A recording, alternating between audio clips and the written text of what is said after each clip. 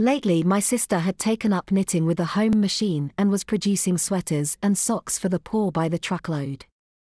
If she had been smarter, I would have tried to induce the bankers to use some of the trust money to invest in a needlework specialty store and let her try to manage it. As it was, she was merely the best customer of one of the local shops.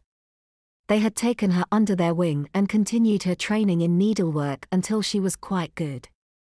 I had a closet full of sweaters and mufflers as testament to her knitting talents. This was to be the environment in which I was to learn to overcome my disabilities. My sister had a spare room, so there was no problem with putting me up for an extended period of time. It was the thought of eating my sister's cooking that made me so depressed. Cooking was not one of my sister's talents. She survived from day to day eating TV dinners and eating the produce from her garden when it was in season. I had gone to great lengths to dissuade her from canning the produce from her garden. It would take only the smallest mistake to contaminate the jars with botulism and turn her jar of healthful vegetables into a container of deadly poison. Instead of canning, she gave her excess produce to a church who distributed her nutritious largesse to the poor. Until I could find an orthodontist who could fit my small teeth with a bridge, I would be forced to endure countless bowls of oatmeal and mashed vegetables. When the vegetables were in season, the flavor would be barely tolerable to my Epicurean taste, but when the season was over, I would find myself trying to swallow mashed vegetables from cans. The thought of spending months, perhaps years of ingesting insipid meals made me want to cry. The next morning my sister arrived to take me home. I had called the university and arranged to take a sabbatical of indefinite duration the day before.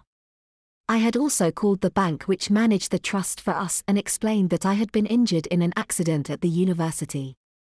I had asked them to move my belongings and books into storage for me and sublet my apartment until the lease ran out. My car was to be sold on commission at a used car lot, and my outstanding debts to the credit card companies were to be paid from my bank account. They assured me that they would see that the utilities were paid and phone disconnected before the end of the month. A bank officer was assigned to see that the paperwork for my disability was properly filed with Social Security. They told me they would come by my sister's house the next day with the requisite forms to grant them power of attorney to manage my affairs until I could resume control of my life. I felt like I was an observer at my own death. The only thing that was missing was the eulogy and burial. My former life as a university professor was over, my new life as a dependent child was only beginning. My sister came into pediatrics with a confused look on her face. I could see her clearly through the open door of my room from my crib. Apparently the doctor's explanation of what had happened to me hadn't made sense to her and hadn't sunk in. She thought that I was confined to a wheelchair because my legs and arms had been hurt. She told the nurses that she had brought a blanket she had crocheted to keep me warm in the car while we went home. The fact that it was late spring and the weather was warm hadn't made an impact on my sister's plans. She had seen people in wheelchairs on TV with travel blankets, so she had brought one for me.